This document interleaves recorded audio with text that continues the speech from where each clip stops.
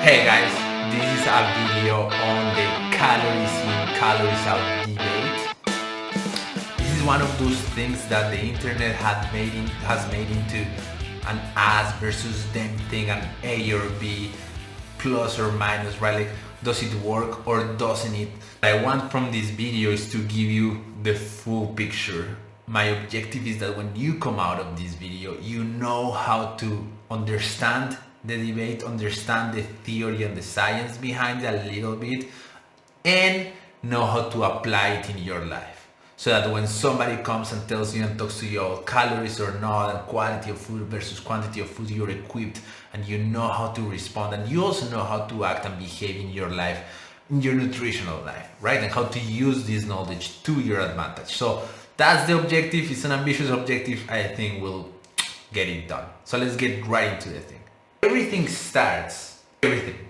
The history of the human race starts with the law of conservation of mass, which states that in any chemical reaction, mass is conserved. So it's neither created or destroyed, it just transforms from one state to the other. So let's say we have a pound of this material divided by the acceleration of gravity. We do a chemical reaction and we end up with a pound of this material still, but maybe in different states, right? Like it becomes a gas, it becomes like some kind of energy, but the material is that the mass doesn't change. The input mass and the output mass is the same. It's just transformed. The second thing you should know is the law of conservation of energy states, which states the very same thing. So if you have a chemical reaction, the input energy versus the output energy remains the same. There might be some transformation there, but energy is neither created neither destroyed, it just transforms, right? So you might be asking yourself, why is Juan telling me about these two things that are the same? And why are these two things the same? They sound like they're the same, that they're not the same. One is energy, one is mass. What happens here? The cool thing, and you probably didn't know this, is that Einstein, next to this very famous formula for special relativity, proved like energy and mass are kind of the same thing. You can turn one into the other. So the law of conservation of mass is the same thing as the law of conservation of energy, which means that either mass or energy are preserved, they're never created or destroyed, and so on. So this is the basics of physics, right? What we're talking about is, and this is the basics of calories in, calories out.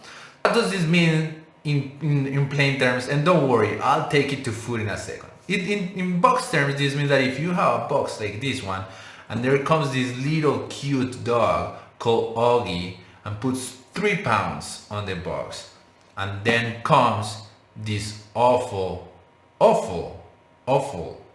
dog called Cat and takes 2. Well, the initial mass was 3, the output mass was 2. There's 1 pound that is there somewhere. Well, it has to be in the box, right? Like you have 3 here, 2. It's in the box. It doesn't go anywhere. It just doesn't disappear, right? It stays there. That is the in very, very doggy terms, the law of conservation of mass. Sorry, I know, super high math.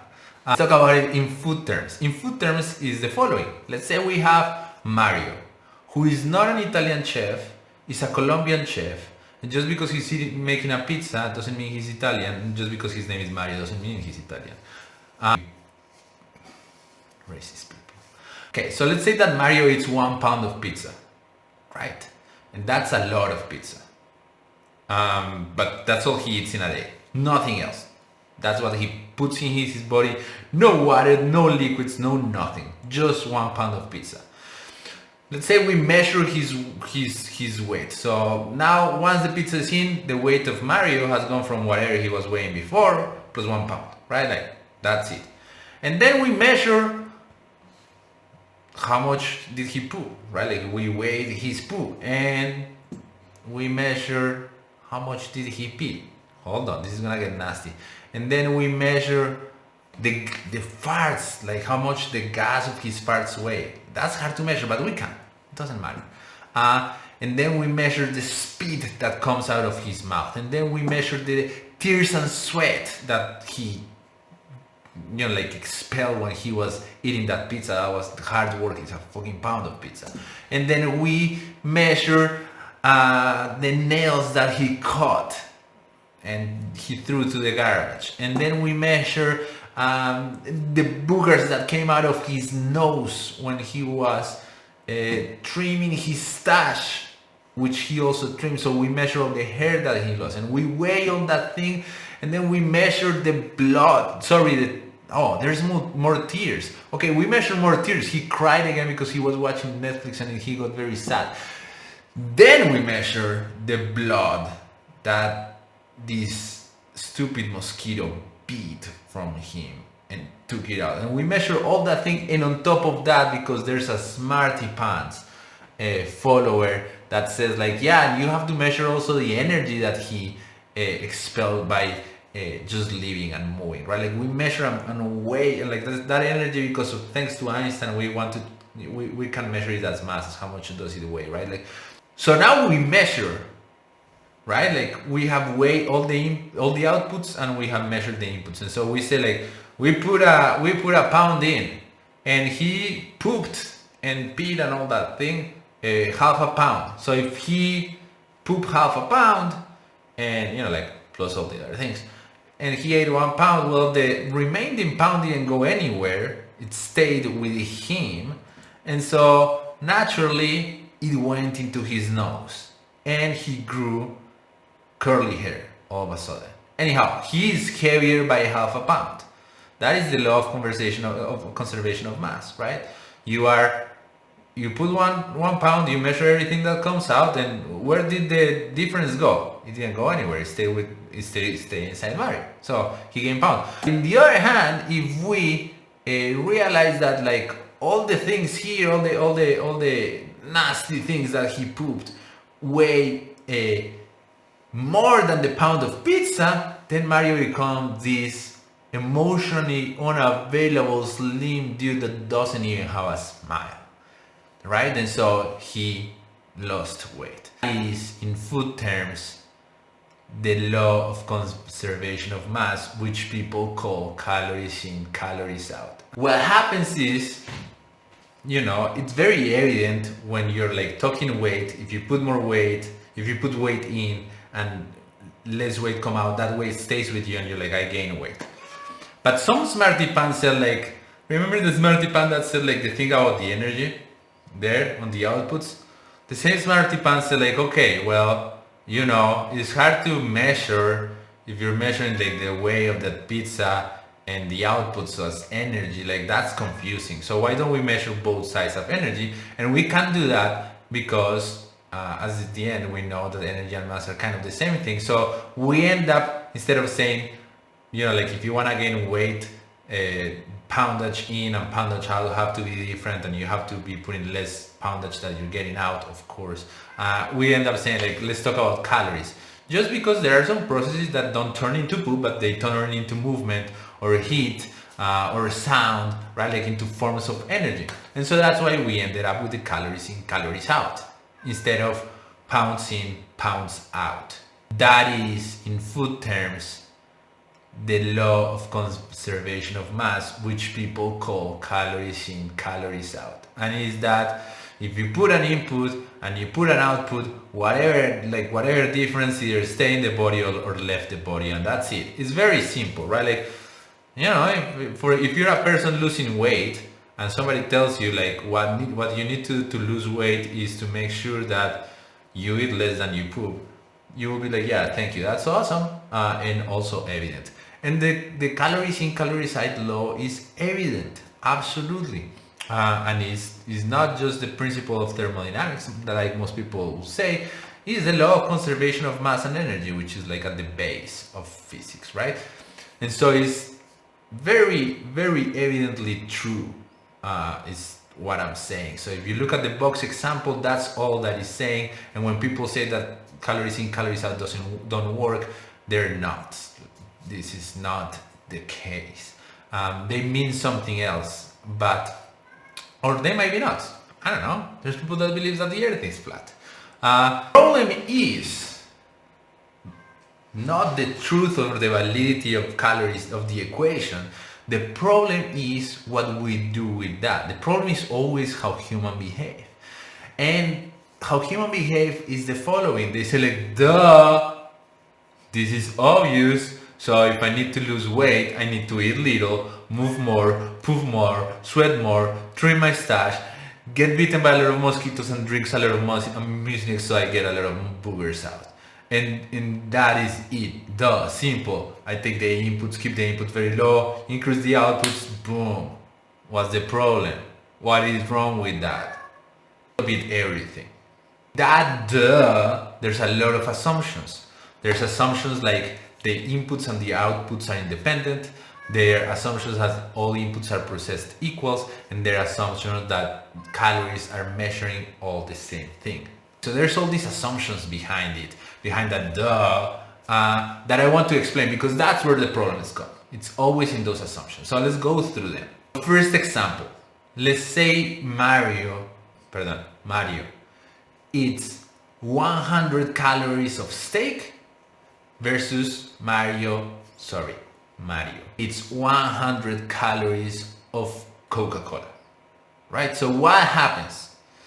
Well, the first thing that you should know is like, okay, let's start with the steak. So let's say that dude eats the steak, okay, and the steak goes into his stomach, and the first thing that happens is that his stomach has to work like crazy to break all the proteins, right? Like to break the bonds between proteins and to try to break those proteins into amino acid bonds, into amino acid blocks, right? And so there's a lot of processing. Then it goes into the intestines, and pretty much same thing happens, but there's more breakage and so on, right? And so have to work very hard.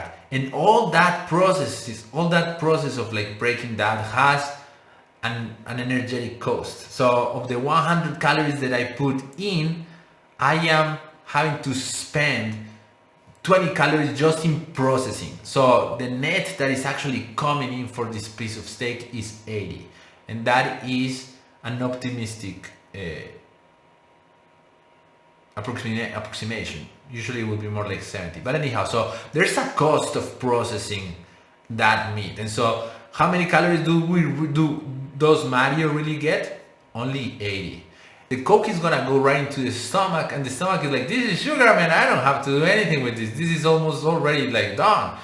Go to the intestines, and the intestines do their job, whatever. And there's still a cost of processing that, but it's way lower. It's just 5 calories. So of the 100 calories that Mario got from these two things, on the steak, he really is getting 80. Coke, he's getting 95.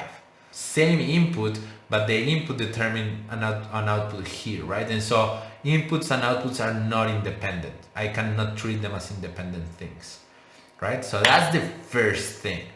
So the second thing is for the smarty pants out there that might be saying like, yeah, Juan, but you were comparing carbohydrates with protein, and that's very different, and you are right. And so I'm bringing you here an example of two mostly carbohydrates foods. So one is white rice and one is kale. So let's say we give Mario 100 calories of rice, 100 calories of kale. And the problem is very similar. And the problem comes in this case from something different. And it's that rice, 100 calories of rice has 1.6 grams of fiber. Fiber are carbohydrates that your body doesn't use for energy. Right? That's like, think about like the branches of the tree, of a tree, right? Like the body will use the leaves, but the branches like they're not processed. They go into the intestines and they're not processed for energy. However, half of that fiber stays in the body and feeds the bacteria of your gut, which you need to be very healthy and awesome. And the other half, it makes your poop gorgeous.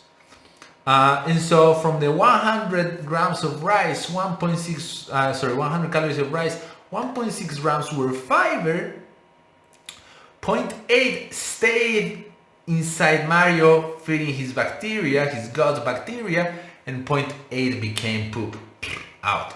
With kale, 16 grams is fiber. You heard that right. So that means that 8 grams of that fiber are gonna stay feeding the bacteria and 8 are gonna become poop.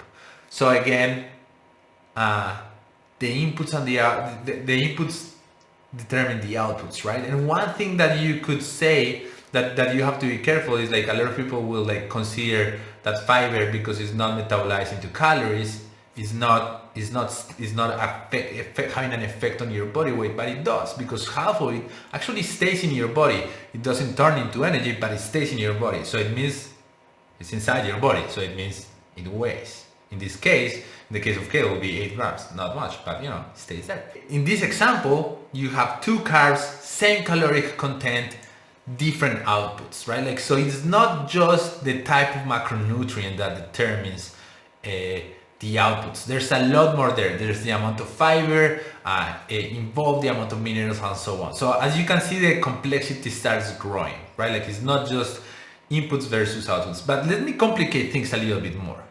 So our third example is pretty awesome, and this comes from the guys at Stanford University, the Mind and Body Lab. You probably have heard me talking about this if you have followed me long enough. We're gonna do this experiment. So we're gonna give our guy Mario here 2 different shakes, and the first shake we're gonna give him this banner, the indulgent shake, and we're gonna tell him like it's full of all the good stuff, chocolate and it's very, very indulgent, it's awesome.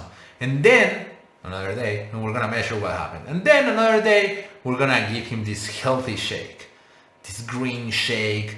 It's like super good for you, super healthy, man. It has all the macronutrients, phytonutrients. It's organic, it's homeschooled,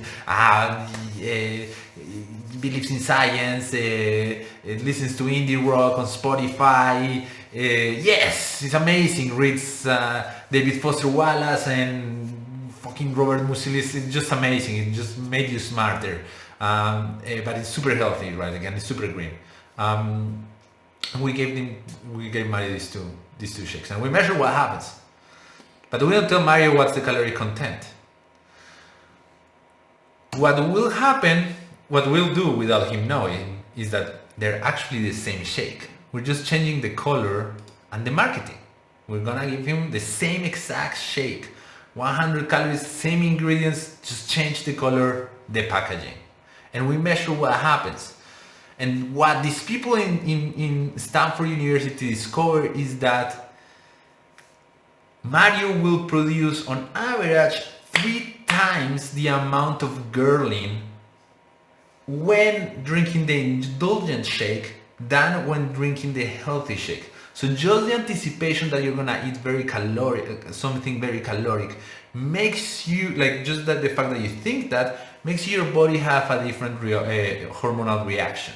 This ghrelin hormone is the hormone that tells your body how to deal with the food that is coming. It amps up your metabolism to like deal with that.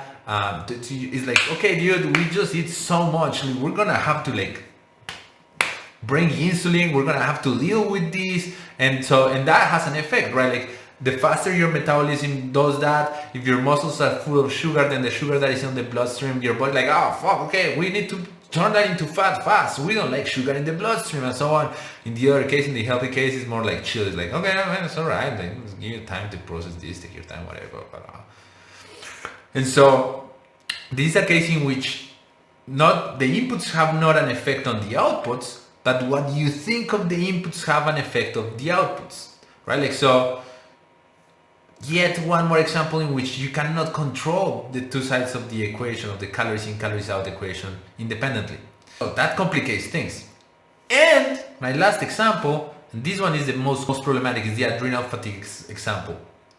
One thing that we know is that the vast majority of women that have hormonal disturbances or imbalances, it comes from exercising too much and eating too little. Right? Like, is when you try so hard to mess with the outputs here, you end up messing with the system, right? Like, and the system makes you need to eat differently, right? Like, so the outputs, right? Like the amount of exercise that you're putting also determines the inputs, right? Like so it's this cycle of things, right? Like it's never two things alone. It's just this complicated thing in which all that is happening is interconnected, right? So we cannot separate it. We cannot say like eat less, poop more. Apart from that, there's all the other things, right? Like for example, that if you put your body in a place of deficit,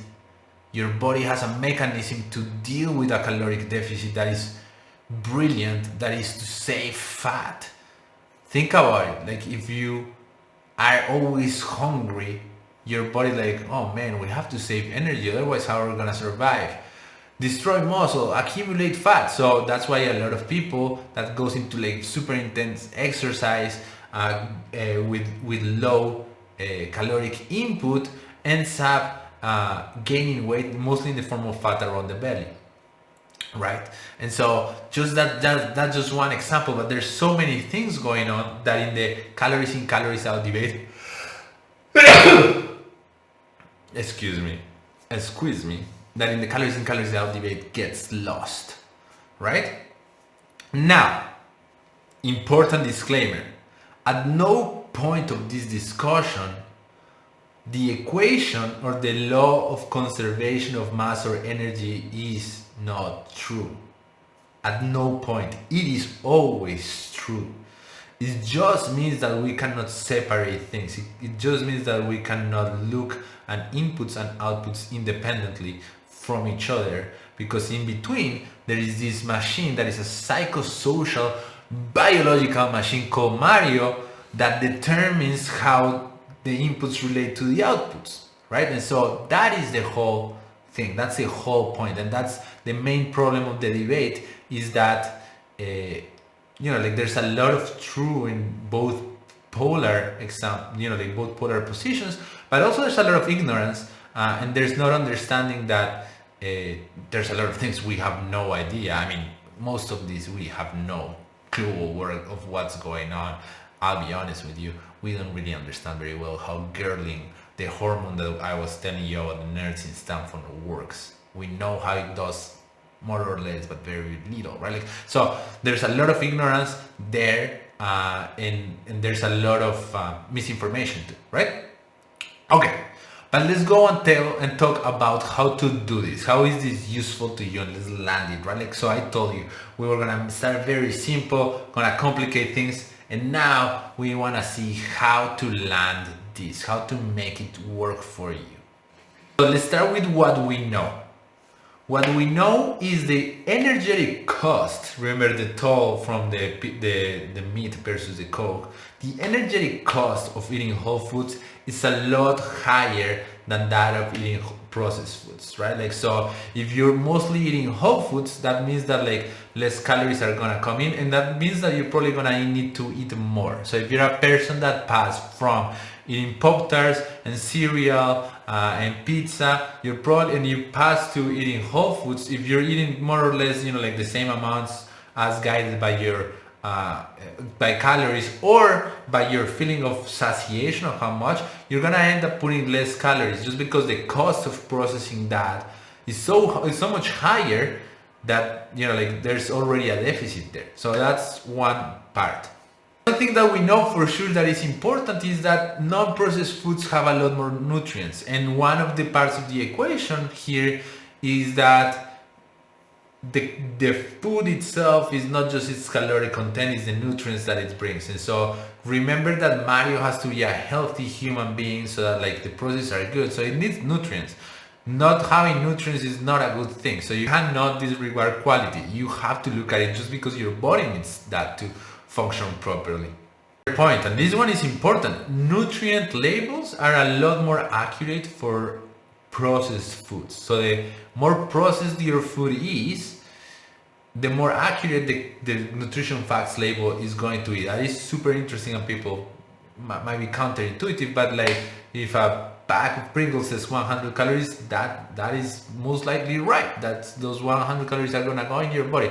if a pack of beef says 100 calories, that's most likely wrong. Like it might be just like really like real net calories is gonna be like probably 80 or 70, right? And so the nutritional labels of processed foods are way more trustworthy. So this means that if you are counting calories and that's your method, processed foods are gonna be easier. I'm saying that with heavy on my heart, but it's the truth. I cannot fight the truth. Last thing that we know is that quality and quantity matters. They both matter. Like you cannot say that one is more important than the other. They're both important. And think about it for a second. It's just like that's a conceptual separation. We cannot separate one from the other. One last thing that I didn't have here in my slide, but I would like you to know is that think about it this way. When you don't process the food, right? Like when you're eating whole foods that are less processed, those processes have to be done by you, and so that has an energetic cost. And when the food is processed somewhere else, that energetic cost, you put it somewhere else. Again, energy is neither created nor destroyed, it's just transformed. So the energy of processing is gonna be either like your body does it or it's done somewhere else by a machine, right? Like so that's what happens there. The problem is that in industrial processing there's nutrient loss.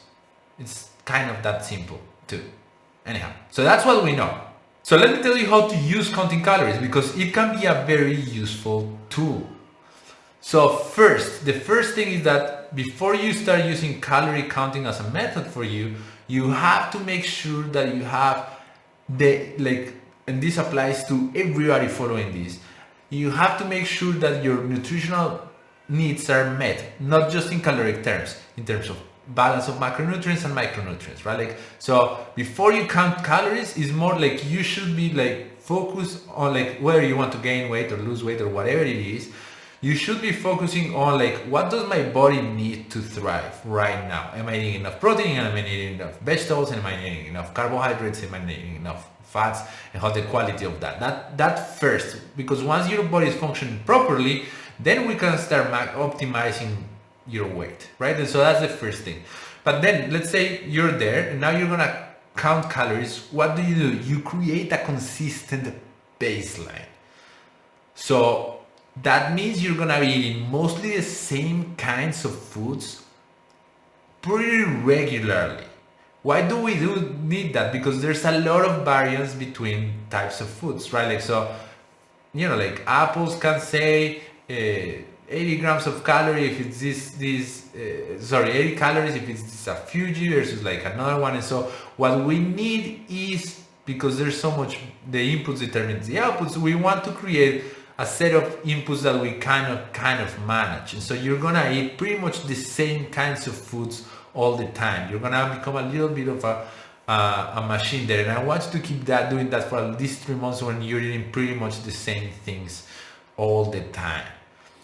In the same amount of quantities. And once you have created that baseline, once your body has adapted to that amount of quantity and quality of food, then all you need to do is cut the quantity a little bit. And by quantity, I don't mean like thinking about calories. I just eat a little less if you want to lose weight, or eat a little more if you want to gain weight. And you're going to do that by eating the same foods.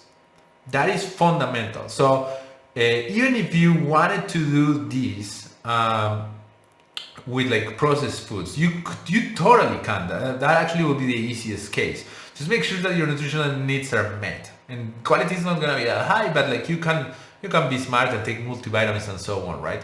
But if you create that baseline and then increase, because the inputs are pretty much the same and we're just messing with one of the variables and not all the other ones, right? Like we're not changing from a steak to a Coke. We're not doing that. We're just like, instead of drinking 3 Cokes, you're doing 2 regularly.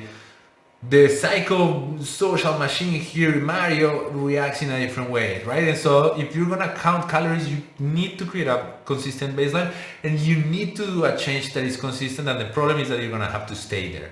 But like, that's how that works, right? Like that's the main thing. So if you're counting calories, this is the way to go.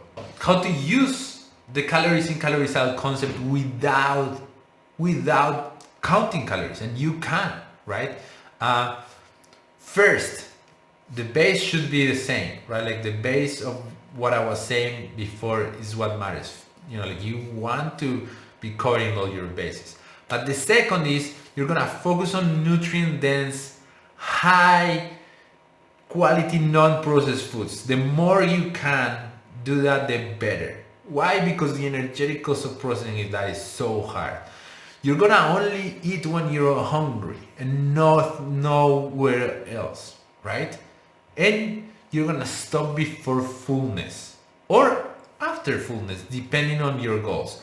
And by doing this, you're gonna be managing pretty accurately and pretty well the caloric inputs, right? Like, so you're not gonna have a lot of control over the numbers, but you're gonna have a lot of control of how much your body is, and you're gonna have a lot of control on the energetic cost of processing all this, right? And so this is the way to do it. So without counting, you're gonna have to rely on your behavioral things, right? Like, so only eating when you're hungry is a hard thing, because there's a lot of currencies in your life that are by the clock. Like, I eat at 9, but if that day you're not hungry, you're not gonna eat, right? And so you're only gonna eat when you're hungry, and you have to be very careful and slow and conscientious about eating before stopping before fullness, and that requires that you eat slowly and that you pay attention to it, right? Like, so eating in front of the computer, no matter if you're doing high quality foods, is not gonna work very well, right? Like, and that is gonna keep the inputs of the equation very controlled, and it's also gonna add that the processing cost of the toll is gonna be very high, right? And so that's and because you're eating before fullness, you're automatically doing less than you were before, right? Like, you're eating less than you were before, and that's all that matters, right? And so you also want consistency, right? Like, you also want consistency in terms of quality of foods, types of foods, time, but you don't need to count calories. And both sides of the spectrum work. They are different approaches, and there's 700 approaches in between. There's mixes of them, right? Like, I'm just presenting you the simplification tool, and like, kind of polarizing the thing a little. But that will help you and do this. Anyhow, if you have questions or if you need help with this, shoot me an email, write a comment in here. Like, I'm here to help, and I am more than happy to run an experiment with you. And so, yeah, just let me know. I hope this video was very useful to you, and if it is, share it with one of your friends, your mom. Don't send it to my mom. She probably has seen it 7 times already, or send it to her. Like, you'll make her day. Anyhow, subscribe, or whatever. Thank you.